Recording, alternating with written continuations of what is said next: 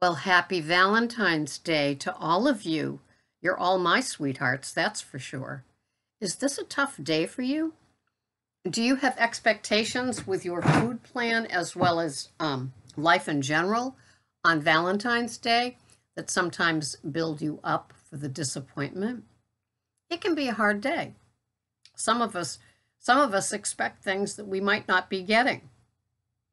Some of us fight the sugar Valentine's Day sort of celebrations that seem to be built into us. Thank you, Hallmark, and living in the United States and seeing the flyers for all the grocery shopping and things like that. It can be a rather tough day. You would need blinders to know, to not have to be pulled into it in some way. And so I hope that you fare thee well and that you're not pulled in with the things that are loaded with sugar for you and you can make it through. We're getting through. We got Halloween and Thanksgiving and all of the Christmas Eve, Christmas Day, all that stuff.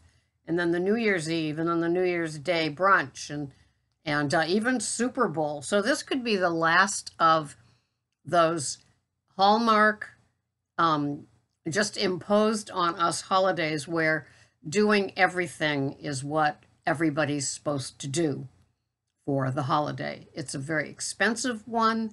It's over in a day. I'm happy that at least filet mignon is on sale for the holiday. At least that's a nice break. But for a lot of people, it's another tough one.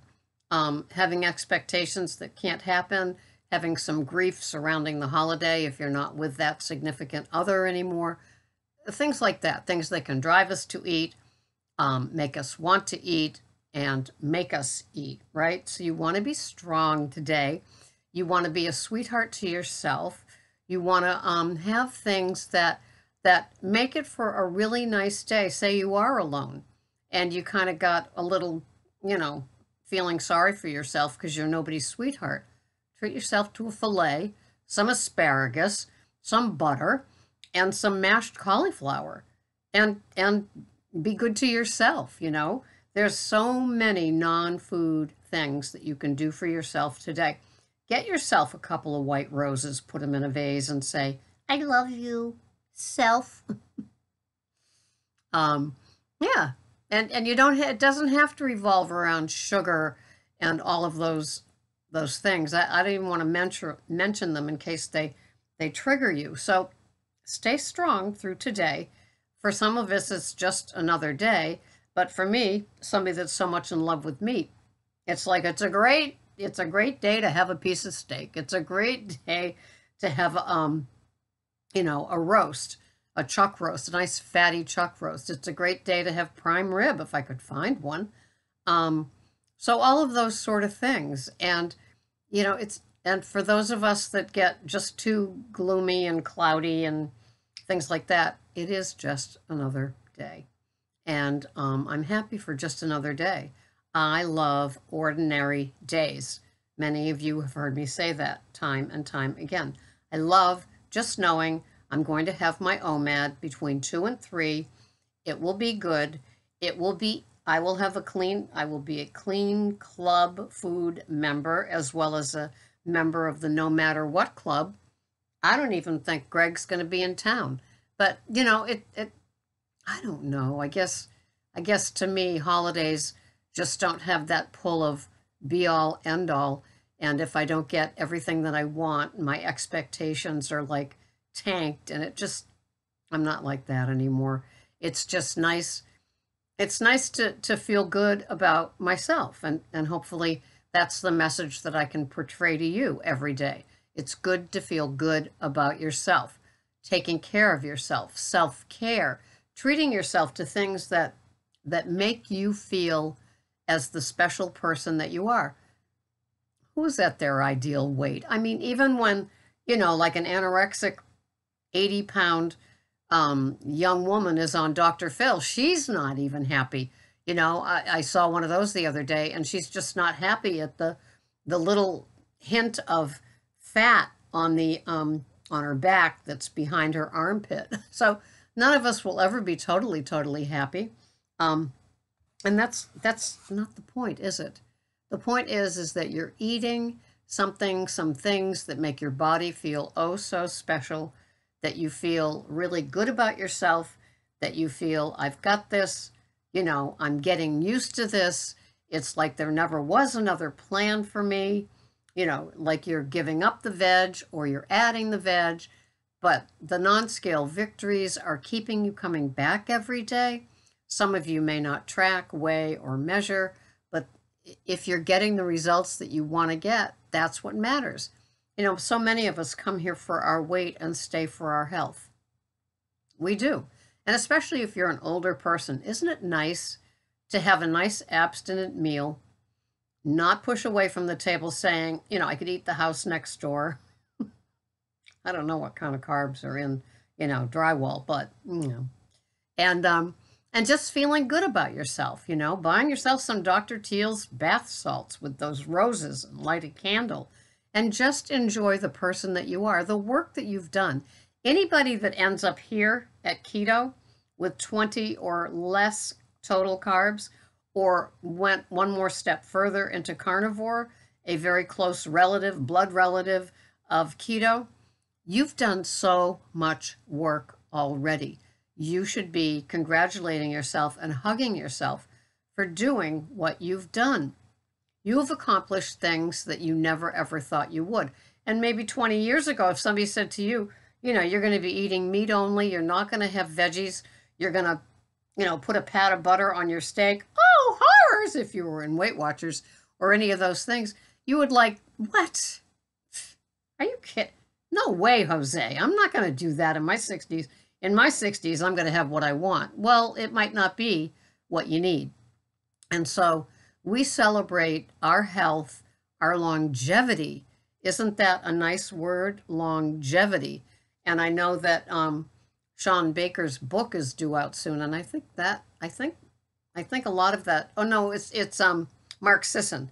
His book will be out maybe next year, maybe the end of this year, and it is about doing things like keto and longevity. And he's in his 60s. He looks great. He still is active. His foods are balanced and very keto. I don't think he's ever been carnivore, but he likes his veggies. He likes his foods. And so doesn't that teach you? It teaches me.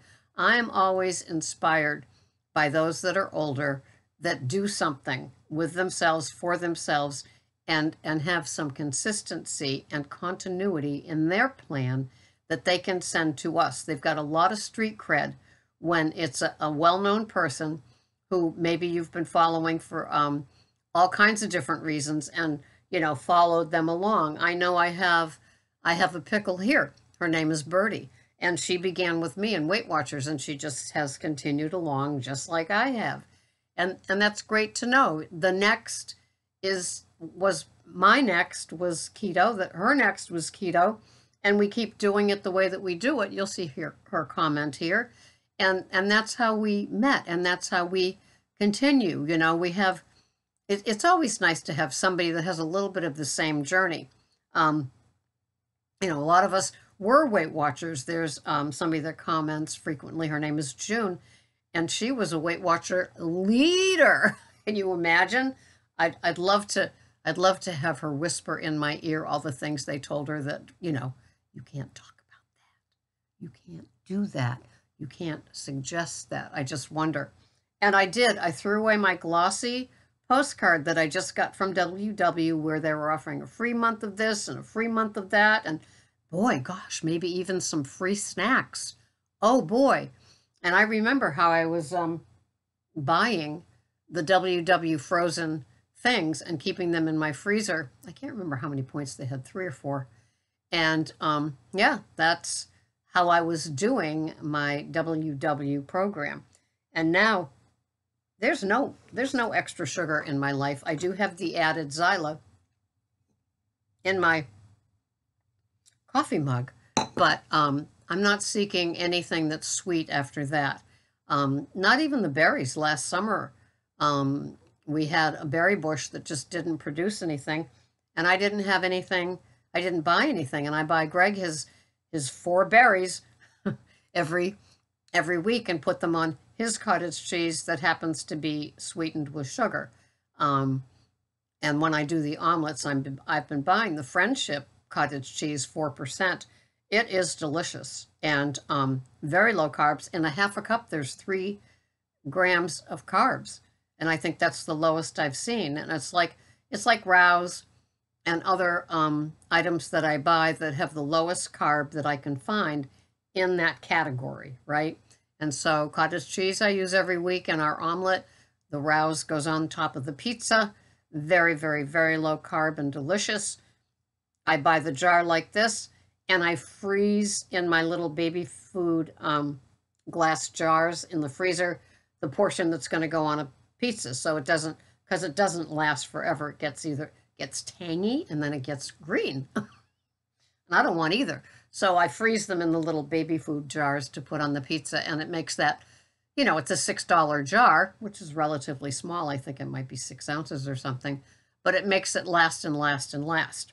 And so I cherish my foods. I treat my foods with great, great care when I buy them. We spend a lot of our dollars on food every week. We don't go out to eat, and so we do tend to buy the best of the best and cook it up. I spent $40 today at Whole Foods for sweet Italian sausage, 2 thick pork chops, and 2.5 pounds of pork belly. And all of them had that like animal welfare rating of like 1. So it was $40. Oh, and Pete and Jerry jumbo organic pasture-raised eggs. Delicious. $40 worth it for me. And that's how I shop. And those meats, the eggs, if I have 2 a day, which I usually do, those last almost a week. And yeah, they do last a week because I don't have any eggs on Big Green Egg Day. And then so next week will be a pork week. Well, I'll have pork belly instead of the shredded beef. It'll be shredded pork belly on that salad. That'll be pretty. That'll be pretty darn good.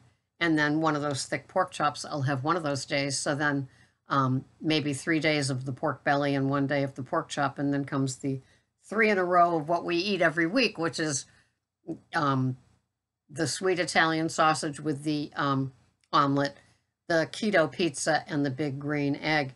And next week, the Davio's sweet Italian sausage that come from a restaurant in Boston are BOGO at Stop and Shop. So I'll be able to buy 2 packages, freeze 1, and we'll have that with our omelet. And then the rest of that particular package will be on the keto pizza. It's just smat cooking. That's what I call it. Smat, being smat. So I'm so glad you're here, and you can be my Valentine, and I'll be your Valentine. And it's a sweetheart deal. And so you've got this, sister. You've got this, brother. We will get through it. It's just another day, and it just doesn't happen to have any sweetener in it. Treat yourself to that nice piece of meat that's on sale. I know that at Stop and Shop they're on sale, and I know the fillets, and I know that they're on sale at Star, also known as Shaw's, also known as Albertson. And Stop and Shop is also known as Giant in other parts of the country. So treat yourself good. Love yourself. Little things can make a difference. If I bought myself 2 white roses and put them in a vase and had them like where I have my OMAD every day, I would look at that. Then I'd bring them into the bathroom. So when I wake up in the morning and I do my, my teeth and my bath and my blah and my blah, I'd have the white roses looking back at me again. I'd put them right here on my desk. So when I'm doing emails to you or recording a video, I've got them. They can follow me all over the room, all over the house. And there's only, they only cost me a few bucks, but there's something about white roses that just send me. I love white roses.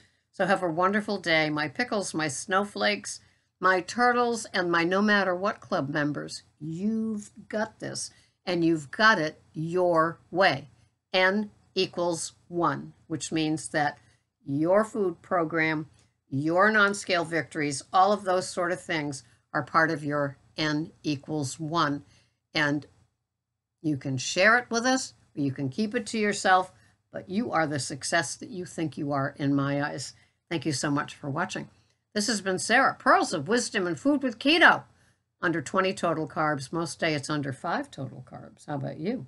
Thanks for watching. Bye-bye.